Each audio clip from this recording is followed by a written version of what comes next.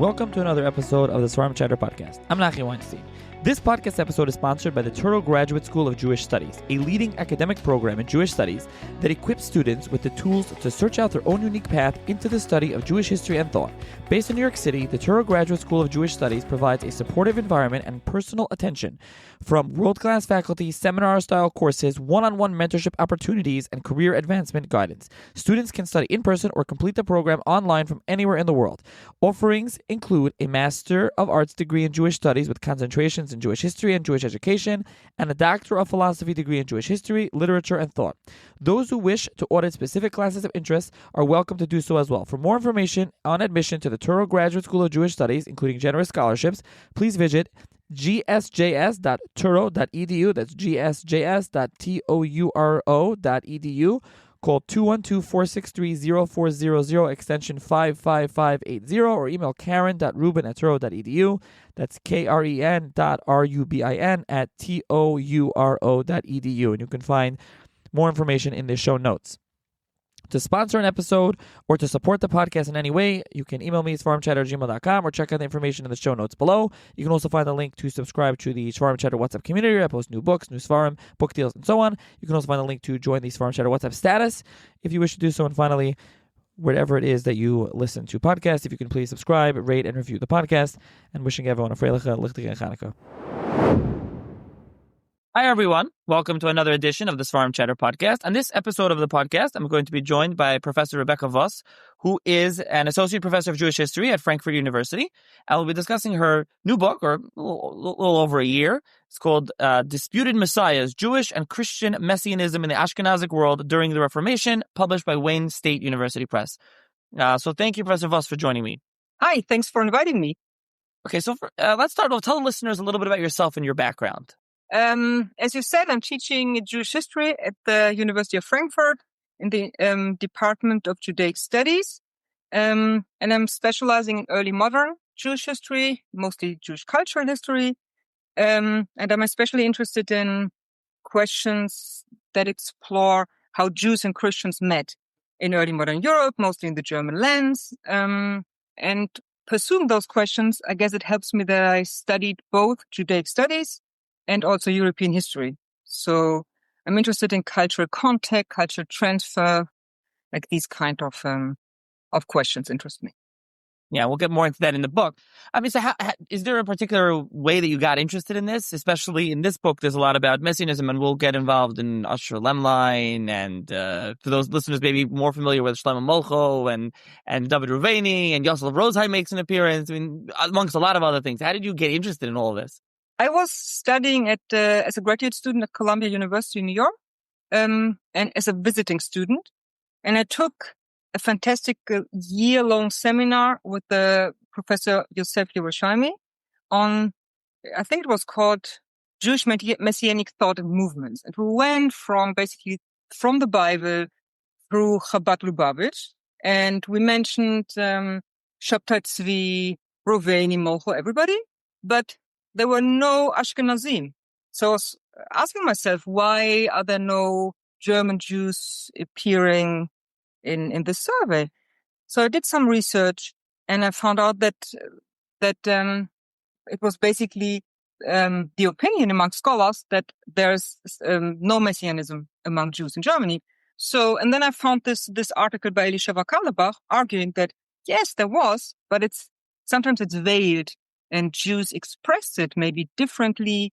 They self-censored themselves when speaking about messianic topics. And then coming back to Germany, after that year at Columbia, I decided to pursue those questions.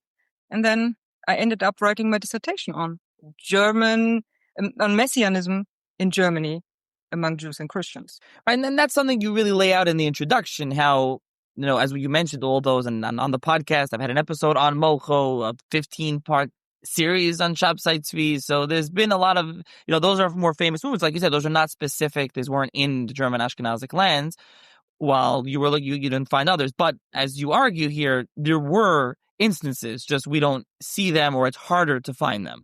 Right.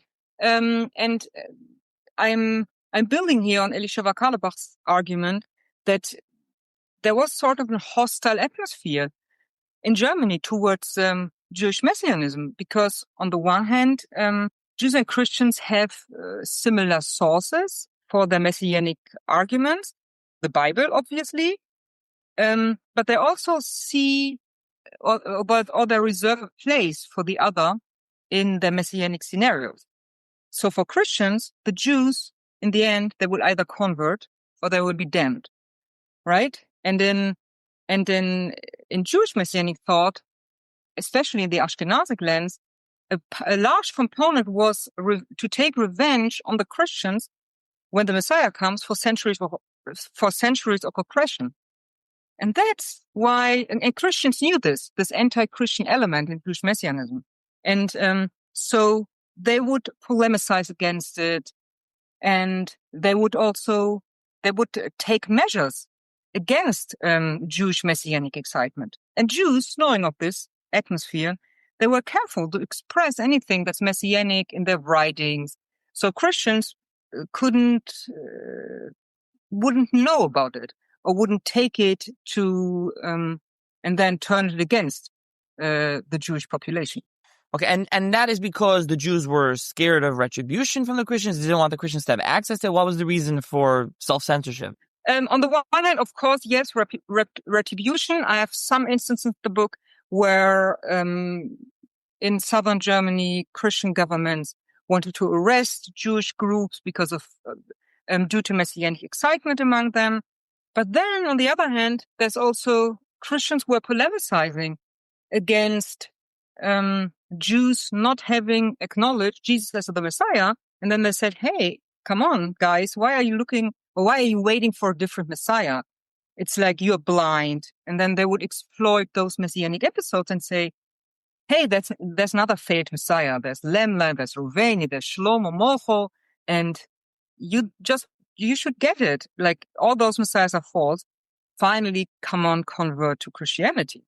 And we have lists of the Christian lists of so to say false Jewish Messiahs. And in the end, there's always the call for conversion. So this is the other part why Jews, of course, weren't keen on exposing their Messianic hope towards Christians. And I do have some instances in the book, like one famous instance that Johannes Pfefferkorn, a notorious convert from Judaism to Christianity in Germany, he converted because he was disappointed that after Lemlein prophesied the Messiah would come, that nothing changed and the Messiah didn't appear. So there also is a certain reality to it, that when, like, after Messianic hopes got high, and then there's a certain disillusionment, of course. And then there were instances of Jews converting. You just cannot say how many, and the numbers, we have no idea. It's not in the sources.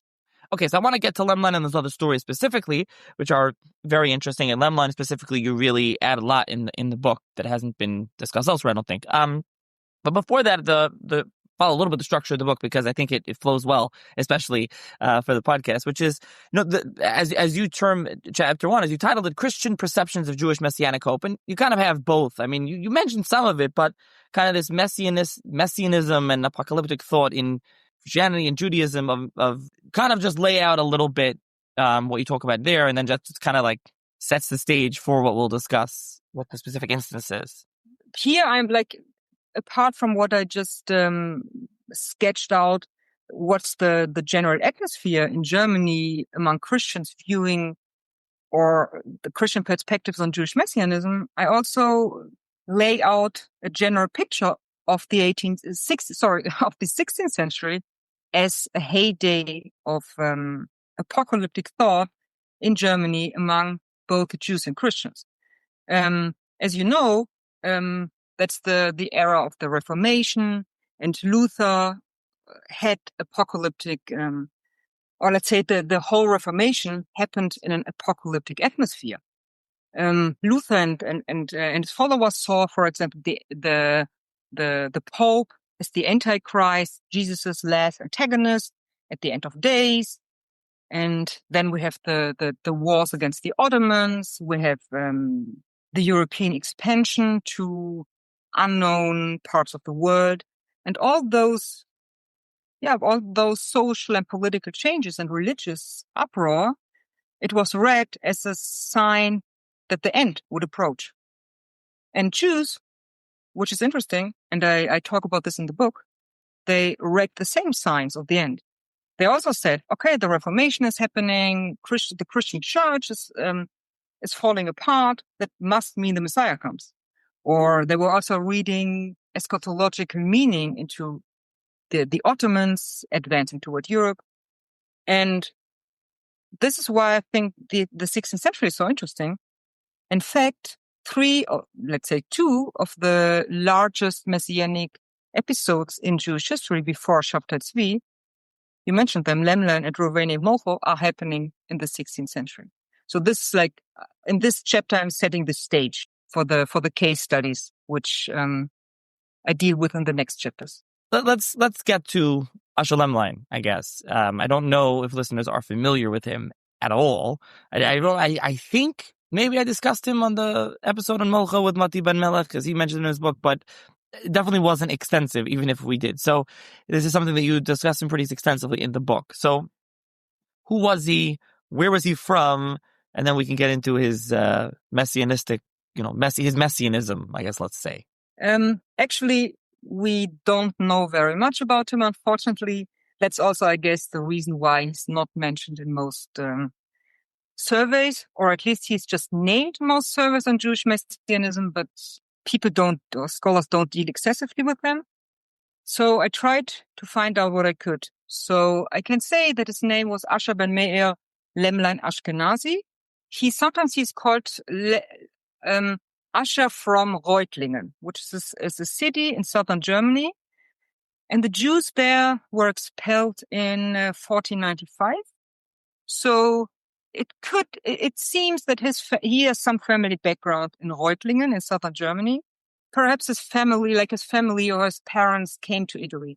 Maybe he came to Italy when he was a little child, but at least we can say that he was educated in Italy, because where he appears, the first time we see him appear in the sources is around 1500, and he appears in Isola. It's this town which is now Slovenia. It's in the northern Adriatic coast. And it used to be a place where at that time the Venetian and Habsburg territories met, and apparently he lived there. But we can see from his Kabbalistic thought, he was also a Kabbalist, that he uses both German Jewish sources from Hasidei Ashkenaz, but that he also is very much immersed into Italian Jewish thought, into Italian Jewish Kabbalah. So that's why we can say his intellectual background is Italianized in some sense. And that's basically what we know about his background. There's not much more to say. I mean, he's mostly known as a messianic prophet. I guess we're also coming to that. But for us, I cannot tell you which his teachers were, his parents. I have no idea, unfortunately. I went to Italy, to the archives, try to find more on him, but I wasn't successful. Okay, so let's talk about him and his movement, so to speak. He had a large amount of followers, and you mentioned already as a prophet, as a espousing messianistic views. So what was that? So basically, when he appears in Isola, he announces that the Messiah will come soon. And we know that that's something we know about him actually, that he led an ascetic lifestyle, and that he was able to have visions, and that he used the names of God to have those visions. And he appeared to some followers in Isola, saying that the Messiah would come soon. And then he called in 1501, 1502 for half a year of repentance. He said Jews across the world should repent, and then the Messiah, after half a year, the Messiah would come and redemption would start. People did that. And as you mentioned yourself, he had quite a following according to the sources, among Italian Jews, Jews in other parts of Europe, also Germany. And people repented for half a year and the Messiah didn't come. So they decided they were still believing Lemlein, so they would repent for another half year. And only after 1 year, when the Messiah didn't come, the support for him slowed down. But still, like in Jewish historiographer, in the work of Jewish historiographers, Gedalia ibn Yahya, he says, late in the 16th century, he calls this year 1502, he calls the year 1502 as the year of repentance. He says it was a tshuva like in the Bible, when Jonah in Nineveh. So that's, he draws an analogy here. So you see that it was quite an uproar and quite an event in the Jewish world. I could go on and on about this. There's a very nice event which is found in one of the Ashkenazic sources, the Chronicle by David Gans. Some people may know it, Tzemach David. And here David Gans talks about his grandfather, Seligman, who lived in northern Germany. And he said that his grandfather, when Lemlan appeared and called for repentance, he was convinced that next year he would already be living in Jerusalem because the temple would be rebuilt. So he destroyed his oven in Germany for the matzot, because he was sure that next Pesach he would already be in Jerusalem. So I think that's a great testimony to the deep engagement of German Jews, or Jews in Europe in general, with Asher Lemland's prophecies. Another aspect, which is also really interesting, is that apparently Asher Lemland also had, I think we cannot say Christian followers, but Christians were interested. Like we also have Christian sources. For example, by an Italian Christian Kabbalist, Agostino Giustiniani, he writes how Christians who were interested in Kabbalah and the divine names, they visited Lemland and they spoke with him and they watched his performances when he laid out the divine names in gold on plates. So people, like also Christians, were interested in him. In contrast to scholarly literature, Lemland is he's mentioned in a wide variety of genres of Christian writings from the 16th century, and also in Jewish writings, like in Chronicles. I mentioned David Gans and Ibn Yahya, and also the great historiographer, and some of listeners may also know him, Joseph Akoy. He also mentions Lemline.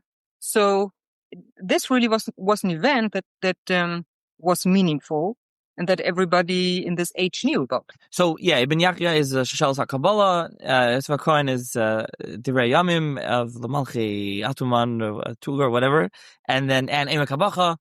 And you mentioned David Gans, Tzemach David, he's the Talmud of the Maral, the student of the Maral. Listeners may be familiar with him and that work. So there's all of that. So about Lemline, I mean, that he got all these followers, do we know why? Was it, as you mentioned, he was saying these prophecies? Was there any specific thought or teachings that he was, giving over also? We don't know.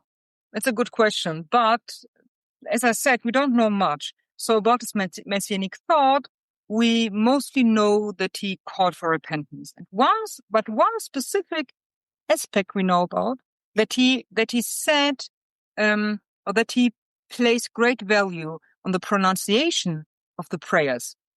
And that's clearly in the tradition of Hasidei Ashkenaz, the medieval pietists of Germany, from the 12th and 13th centuries.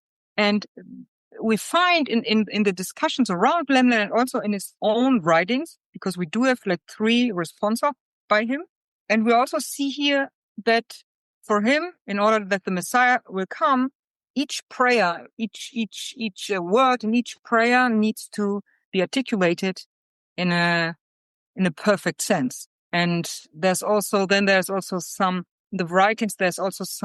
contest going on between the Sephardic and the Ashkenazic pronunciation of Hebrew. Each side says the other mispronounce it, and that's why the Messiah doesn't come. So we have this. So that's an interesting aspect. Other than that, I mentioned the three responsa, and I'm writing a bit more about them in the book. There you can see his Lemlin's thoughts, which are not connected directly to his messianic prophecies, on the transmigration of the soul, and also on the resurrection of the dead. And we also have one response on different kinds of parchment for tefillin, mezuzot, and Torah, something on holy names, the use of holy names and amulets. So we do have some Kabbalistic ideas. And then you already mentioned once, he prophesies, he says Mashiach's going to come, doesn't come. So then, some of the Jews, as you say, are lose faith in him or whatever it is. I think there might be, there's some that's saying maybe that some convert. Remember, that's just like a trope. I think you discuss in the book. But then there are, how basic his failure, so to speak, the failure of his prophecy. What is the result? What is the response to that amongst Jews and amongst Christians? Amongst Christians, basically, it's what you alluded to, that they write in their lists of false messiahs, Lemline, like, he was a charlatan, you followed the wrong guy, and you should now convert to Jesus. So that's what you find. It's a trope which you find in all the Christian writings. And also then there's another trope which says after Lemline there were tons of Jews convert to Christianity, which of course is exaggerated. I know of like one person, right? And more is not in the source. The Christians, they polemicize Lemline's episode. That's what we can see. Other writings, Jewish writings, claim that he died in 1502, but from the dating of his responsa, we see that's not true. Because his responsa date from later, from 1505 and 1509. So what we find in Christian sources also is that apparently after more and more rabbis asked him to prove his prophecies and his legitimacy as a prophet, apparently he fled by ship to Alexandria in Egypt. And then a few years later, we find him in Safed, in the Galilee, where he settled. So, and after that, we don't find anything on him anymore. But it seems to me that he basically fled the negative response to the failure of his messianic prophecies. And why is it that he, you mentioned he comes up in a variety of sources, but all in all, he's not really that well known at all. Is there a specific reason for that? I think, first of all, because we just don't have so much on him, right? We have those three responsa, and then we have and all the mentionings of him, they are scattered in German sources, in Latin sources, in Yiddish sources, in Hebrew sources. So first of all, it's very hard, and it's a lot of work to find all those mentionings. And then, as I said in the beginning, it was the opinion for a long time among scholars that there are no meaningful episodes of Jewish messianic excitement among German Jews. That's why Lemline is always cited in surveys on Messianism. And one side says he's an example of Sephardic Messianism, because then scholars claim that he was influenced by the prophecies of Isaac Abravanel. So he's used for different theories of Messianism, but he is not studied in depth. So I was lucky because so he was left for my book to be studied. Yeah, and that comes in from the Barbanel's commentary mainly on Daniel, but right. But another thing to just emphasize with him. Do we know that he prophesied or claimed to be the Messiah, to be Mashiach, or was he just kind of saying that the Messiah is coming, prophesizing that he's going to come? Yes, the latter. So he understood himself as a messianic prophet to prepare people that the Messiah would come, like to get them ready, to call for repentance, and then obviously after he failed, the largest response was the traditional response, saying because of our many sins, the Messiah didn't come. We have some Jews who speak in the sources, saying that that Lemna's prophecies were correct, but people were too sinful, and then 1 year of repentance was not enough to bring the Messiah. So yes, Lemna he understood himself as a prophet of the Messiah. Okay, so now we'll move on to another aspect of here. So you already mentioned, I mean, this is a thread throughout the book, but you already just mentioned how the Reformation, and we're in the 16th century, Martin Luther famously, and then there's the pushback against the Catholic Church with the Protestant Reformation. There's many other groups. I don't know if you mentioned the Anabaptists and others. You can explain to listeners if you want what those are. I mean, Martin Luther and the Reformation, I mentioned at times in the podcast. You can mention again just briefly if you want. And I guess we should just emphasize a little bit more before we get to the next part of it. So what are these groups, and why does this lead to such, and I know you mentioned this before, just to emphasize, why does this lead to such I don't know what the right word is, like an outcry, just a explosion of, Messianism and apocalyptic thought? I think the Reformation is a key in this, because as I said in the beginning, the Reformation came up or emerged from an apocalyptic or eschatological context, and Jews also read the split of the Christian Church into different sects, so to say, into different groups. They also read it as a sign that Edom, Christianity, was falling, and the fall of Edom, as you may know, is one of the main prerequisites for the Messiah to come. In fact, you mentioned the Anabaptists.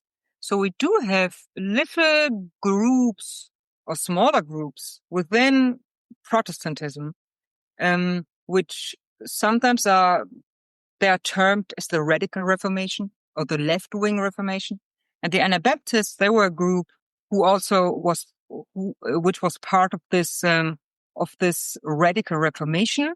And they're called Anabaptists because they didn't believe in baptizing children, but they believed, that's just one of the characteristics, they believed in grown-ups to acknowledge Jesus and then being baptized as a grown-up.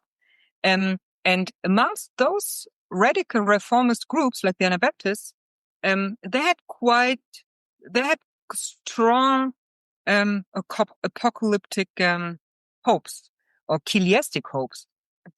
While Luther thought he lived at the end of times, those Anabaptist groups, they hoped or they expected the return of Jesus to earth. And we even have instances of Jewish and Anabaptist sort of messianic collaboration in southern Germany, because both groups expected a Messiah, not the same, obviously, but they shared messianic calculations for the date of the Messiah, for example, or they shared messianic messages, and they interpreted in a parallel way, but of course with a different outcome. For Jews, the Messiah would come for the first time, and for Christians for the second time. And that's why I think the Reformation is such a key moment, because the diverse groups among Christians gave Jews also new points of contact, especially with the Anabaptists. And I have a whole chapter in the book on that, speaking mostly about Augustin Bader, who's the interesting characters in the Anabaptist scene. Yeah, he's very interesting. I wanted to jump there. I know we'll go back to some other parts, but I wanted to jump there, though, because he's part of the Anabaptist scene. Exactly. Augustine, American pronunciation like Bader, but I guess Bader. Him, and then Yossel Rosheim I think there's a response by him to this, and he's, famous figure listeners may be familiar with. So you want to talk more about that incident? Sure. What's really interesting is that, like, Augustin Bader appears during the same time as Roveni and Shlomo Mocho. Perhaps we talk more about them later. But they led one of the large messianic movement or episode within the Jewish world in the 1520s and 30s. And Augustin Bader appears in the same time. He was an Anabaptist leader from southern Germany, and he studied Hebrew and Kabbalah with Jews in Worms. And at some point, he announces himself, which is really interesting, as a Messiah, as a Christian Messiah, sort of Jesus's earthly representative. And it's one of the rare instances in Christian early modern history that we have a case of Messianism. And Augustin Bader hoped that he would find a Jewish following, because he saw that Jewish and Christian hopes are similar, that Jews and Christians have similar expectations regarding the advance of the Turk as a sign of the Messiah. So, and what happens is, we all know this because there was a famous case, an imperial case made against Augustin Bader. In the end, he was convicted to death.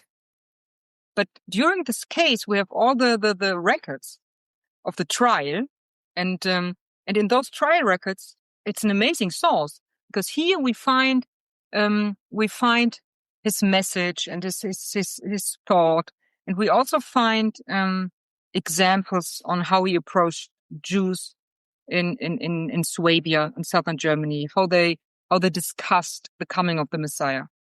And after this trial against Augustin Bader, there were talk and even plans to arrest some of the Jewish communities in southern Germany, because Bader claimed that those Jews and his group himself, they were collaborating to overthrow the emperor, the German government, and in the end, no Jews were arrested, as far as we know. But we also know that apparently it was due to the intervention of the Stadtlan, Jossel of Rosheim. You mentioned him, the most famous Jewish politician of the 16th century, and apparently it was due to his intervention with the imperial court, or with the emperor, that nothing happened to the Jews. So this is why. Or this is one of the instances, one of the places in the book where I mentioned Jossel of Rosheim. Yeah, so just one small question about this Bader incident. Does that take place before Molcho's trial? Yes, it does, and that's crucial, because this trial against Augustin Bader is in 1530. So Jossel and also other Jews in the empire, they saw how dangerous it could be to openly support a messianic cause or a messianic movement. And then 2 years later, Shlomo Molcho and David Roveni, they come to Regensburg to see the Emperor Charles V. And then again, Jossel stands up and says to Molcho, or writes him a letter saying, please leave the city and don't meet the emperor, because it's too dangerous for the Jews in the Holy Roman Empire, which at that time is Germany. So he knew about the repercussions, the negative repercussions that can come out from episodes of messianic excitement. That's why I link those two episodes in the book: Roveni and Molcho on the one hand, and Augustin Bader on the other hand. Yeah, we're going to get in a second. A lot of these is interconnected with Charles V himself, as considered, you mentioned, the last emperor of Edom, Jewish prophecy, the Holy Roman Emperor, Charles V. And then he's very much tied to Molcho and Roveni, and the Red Jews, which I haven't mentioned yet.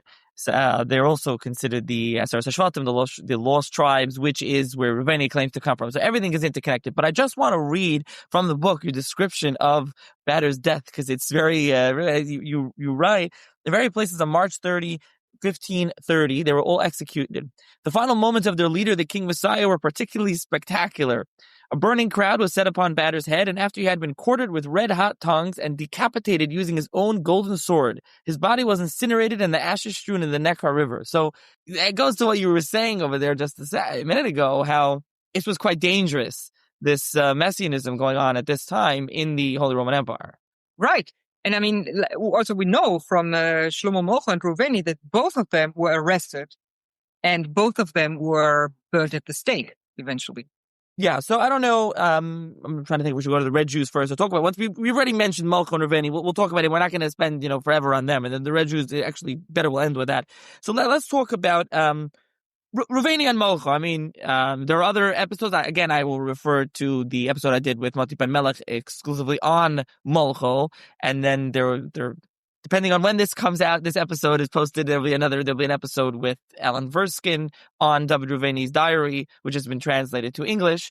So, and you do discuss them. So let's mention, just to briefly lay out who Ruveni and Malcha were, and then particularly as it pertains to this book and their Messianism, and then their meeting with Charles V. So I won't say much on Malcha and Ruveni, because on Malcha, Moti is definitely the expert. But if people are not familiar with those two characters, first, David Ruveni appears in 1523 in Venice, and he claims to be the brother, the king of part of the 10 lost tribes, namely 2.5 tribes.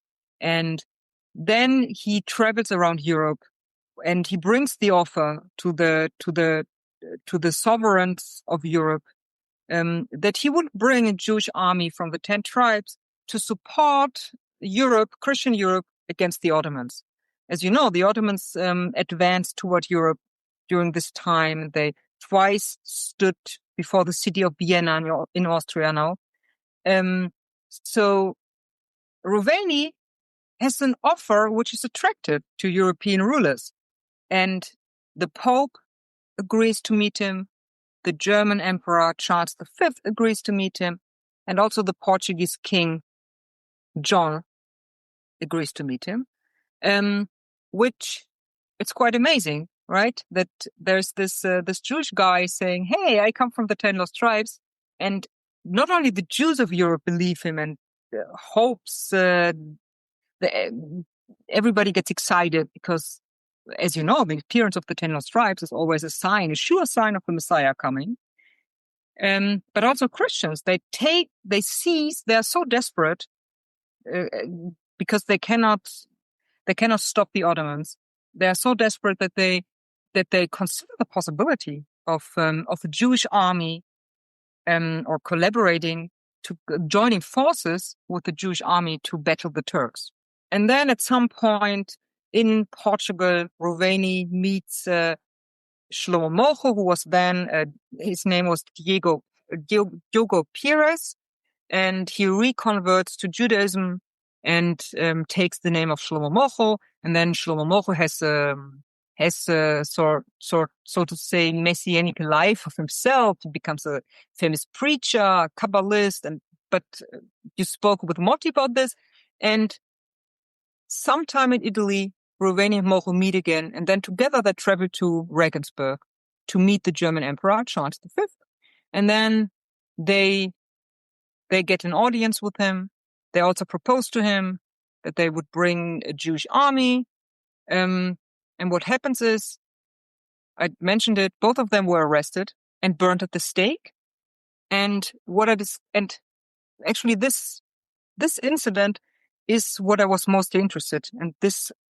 I discussed the end of Shlomo Mocha and David Ruveni in Regensburg, because the focus of my book is Jewish and Christian Messianism in Germany in the 16th century. So I tried to understand the context in Regensburg in 1532, why Ruveni and Mocha were arrested, and why it was more important to end the activity than to have the opportunity to bring in a Jewish army against the Turks. And I argue that what I also said at the beginning, that the opinion or the view of Jewish Messianism amongst German Christians was so negative and so hostile that the prospect of comrades in arms again across the river Sambation was overshadowed by the fear amongst Christians of Jewish Messianism. And it was overshadowed by the rebellious potential of this Jewish Messianic episode. And I argue that only 2 years before, there was this large trial in the empire against Augustin Bader. And in the minds of people, those things were connected. So it was only natural that in Regensburg 2 years later, not only Jocelyn of Rosheim would distance himself from Mocho and Roveni, but also that in the end, they would be arrested. And we have sources explicitly saying that they were arrested because the authorities were afraid of a rebellion amongst the Jews of Germany against the Christian authorities. So that's the focus that's the lens in the book on Roveni and Mocho. Mocho was burned at the stake. Kiddush Hashem. There's again, refer back to Mati's episode. The Beis Yosef talks about it. And Magen Mesharma, he's very well known. Okay, so the other link there, the piece here, is the Holy Roman Emperor Charles V. And as you talk about it in the book, there is this kind of messianism around him somewhat in that regard in the eyes of some Jews. Even Yossel of Rosheim in his Sefer HaMiknah is kind of autobiography, even as you highlight here. So talk about a little bit about Charles and how he fits in and why there was this kind of messianism around him a little bit. That's a really cool thing I found while I was working on this book, that it's pretty known that amongst historians that there are in the 16th century, there circulated prophecies amongst Christians saying that Charles V would be the last Christian emperor, and that he would conquer, as it's written in the sources, the infidels, meaning the Muslims, and he would also reform the church. And once he did that, he would usher in a golden age, and then Jesus would return to earth, or it would be the new heaven and the new earth. So it's a clearly Christian messianic concept, which goes back to the Middle Ages. We have prophecies connected to almost any powerful emperor or king. For example, Frederick Barbarossa, saying, okay, this emperor must be the last emperor. And then after him, Jesus would return, and golden age would start. What was not known, and what I discovered it by chance while working on the book, there were also Jewish prophecies on, parallel Jewish prophecies on those same emperors or kings, saying that they were the last emperor of Edom, because in Jewish thought, Christianity is typified as Edom. So for those Jewish prophecies, and I can trace them through Maharal of Rothenburg, for example, in the 13th century, and they appear in exact parallelism to the Christian prophecies. So we can put them next to each other, and it shows that Jews and Christians in the Middle Ages and the early modern period, they shared messianic texts and messianic ideas. And with regard to Charles, we also have we have Hebrew prophecies saying that Charles V must be the last emperor of Edom, and after him, of course, the Messiah would come. And one of the figures who believed that Charles V was the last emperor was Yossel of Rosheim, which is it's quite amazing, right? Because we just said that in 1532 he asked Mocho to refrain from meeting the emperor, and so Yossel was mostly known as a politician and not as a messianic thinker. But as I show in the book, he was himself hoping for the end of days and for the messianic times, and his hopes were closely connected to Charles V.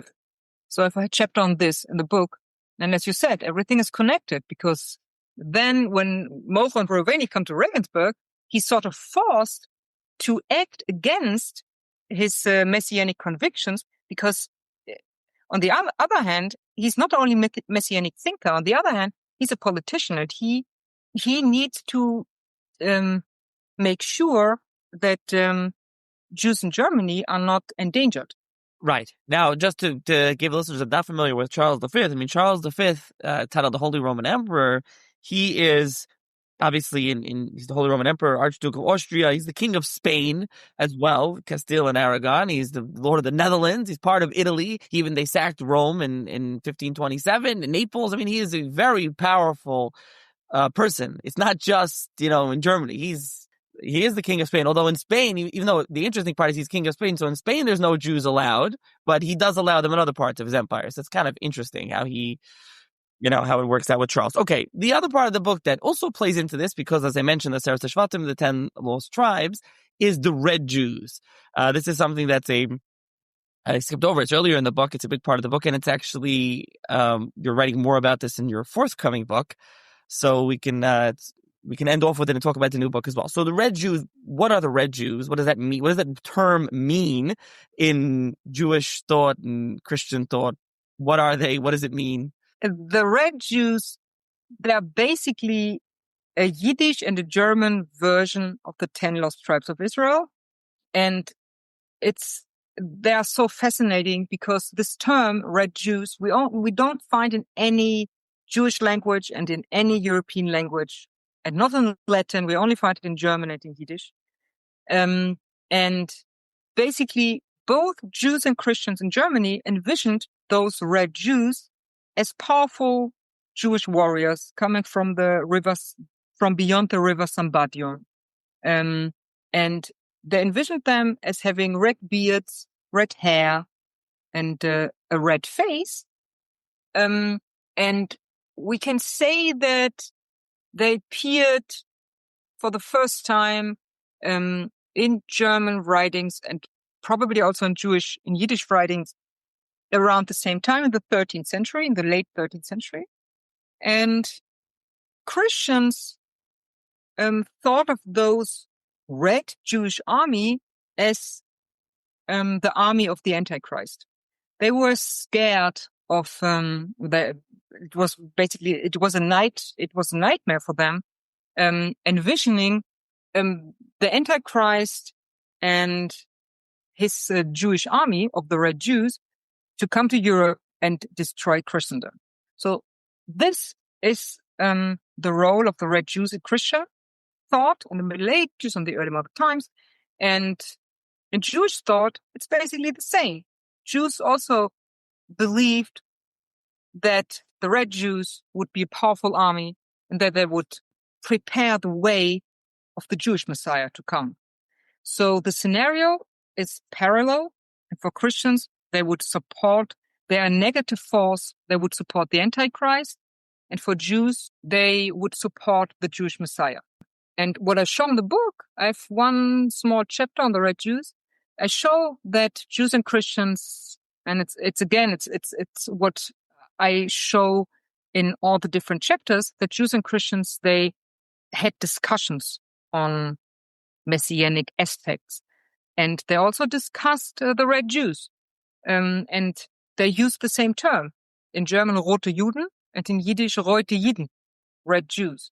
So this is why I think the Red Jews are so fascinating, because it's with this term and this image, Jews and Christians speak a common apocalyptic language in Germany, because they're not using the general or the generic term 10 lost tribes, Aseret HaShvatim, but they speak about the Red Jews. And the Red Jews, they were ubiquitous in German in thought and in Yiddish literature in the early modern period. And you find them also, which is interesting, you find them on Mappamundi. on world maps, and Christians believed them to be localized in Asia, in North Asia, and Eastern Asia, and they're labeled on world maps. So Christians thought of them as like a real entity, as any other nation, not as not as an imagined people. And this is also, I argue, why Christians in Germany at first were, on the one hand, interested in David Rovani because they knew the Red Jews existed. And for them, Rovani was coming from the Red Jews. But on the other hand, and that's also, I argue, why Rovani was arrested in Germany. On the other hand, they were scared of the Red Jews because they knew the Red Jews would support the Antichrist. So why exactly were they called Red Jews? Is there any, do we know that? I argue that, first of all, and Andrew Gao has written a book on the German myth of the Red Jews. It's called Red Jews. It's on Christian apocalypticism, but he doesn't write on the Yiddish side. And he argues that the Red Jews in German are called red and are envisioned with red hair because red was a negative attribute. And also in Middle High German, red has the secondary meaning of cunning or of a deception. That's one part. And I argue that there's also more to it because Christians, as you may know, identify Jews as Edom. And Edom has the same root in Hebrew as Adom, red. So another root of the expression in German would be that they are identified as Edom, and they are identified as the worst Jewish enemies of Christendom. That's why they are termed as Red Jews.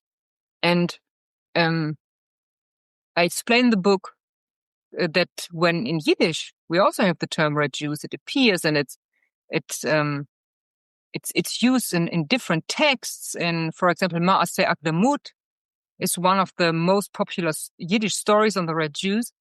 And here, the redness of the Red Jews is not derived from Edom, which wouldn't make sense in Jewish thinking, but it's derived from another character in the Bible who is described as Admoni, ruddy, and which is David.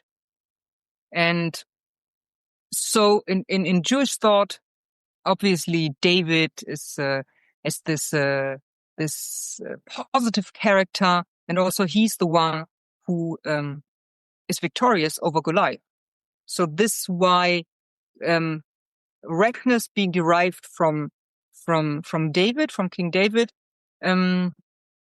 makes the Red Jews in the Jewish scenario again victorious over the Christians. And somehow this is somehow gets put on the 10 lost tribes. That's what they become known as, these Red Jews, in Yiddish and German writings and thought. Interestingly, earlier on in the book, you have the first picture, figure 1. You have the Red Jews waiting beyond the Sambatian River. This is from a window in a church in Frankfurt an der Oder around 1370, a stained glass window. So, and that they're Jews. They have the pointy hats, so we can tell that. So this is you do show this picture in the book. Right, and it's like this is an amazing work of stained glass. So if anybody ever makes it to Frankfurt an der Oder, which I also went there especially to see those windows, because it's I think they are 13 meters high, and they depict the life story of Jesus, but also the life story of the Antichrist. And then we have 3 or 4 panels which depict the Red Jews, and it's amazing. And it's unique what we see here. So that, and it also shows us, as historians, the Christian community and also the Jews, they knew about the Red Jews, not only from stories, but also they knew from it, from illustrations, with illustrations in books. And I mentioned the Mappe Mundi, the world maps, and also with those windows, which everybody could see who lived in Frankfurt an der Oder. Yeah, and you mentioned the Maisak Damos. That's discussed more in the book as well. But you did mention it's only really in Yiddish and in German sources. I don't know if is there a reason for that we don't see it elsewhere? I know this is your forthcoming book with Penn University Press, The Sons of Saviors, the Red Jews in Yiddish Culture. So we can do another episode on that, more on that. But I don't know if you just want to mention, anything about that here. It's in this book, it's forthcoming next fall, 2023. And here I'm taking the Red Jews to different destinations. In my first book, I was so excited about that, about finding them. So I dedicated a small chapter to them. And then I realized there's much more to say about the Red Jews beyond eschatology, beyond Messianism. The story of the forthcoming book is the story of the journey of the Red Jews in Yiddish culture from the Middle Ages through today. So I'm discussing them as a vehicle of visual polemics against Christianity, but I'm also discussing them in the writings of modern Yiddish fiction, like Mendel Mochas Sforim, Sholem Aleichem, Yutlei Peretz, and so in the forthcoming book, I argue that the Red Jews, they are used in Yiddish culture and in Yiddish literature to negotiate a sense of place for Jews in the diaspora. So they become models of a proud Jewish existence in the diaspora, and they adapt to changing political, religious, social situations. And I take them from medieval Germany to Eastern Europe in the 19th and 20th century, and then also to the land of Israel and to America. So that's why I think they're so fascinating, because you still find traces. There are still like Yiddish and Hebrew printings, as you may know, of Maisak Domus, which I found in bookstores in Brooklyn and also in Jerusalem. Also for children with the illustrations. Yeah. Okay, the forthcoming book sounds interesting. So I will link to the current book, The Disputed Messiahs, in the show's notes. And the forthcoming book, again, I said I don't know, so I don't want to date myself in this recording. I don't know when the episode will be posted, but I will. There definitely already is. It is, there is a page online for it. I would link to that as well, that listeners can check that out. And with that, thank you very much, Professor Voss, for coming on to discuss your research and your book. Thank you very much for inviting me, and it was fun to speak about it. As a postscript to this episode was recorded a while back, and you may have heard towards the latter part of the episode reference the Red Jews and the author's forthcoming book on Red Jews. Actually, that book was published, and that podcast we recorded after this one, but that one aired in the Ten Lost Tribes series. So if you want to check out more about that book and that podcast episode, we did it. It's in the Ten Lost Tribes series about the Red Jews. So I encourage you to listen to that episode, and you can check out that book, which was published by Penn Press.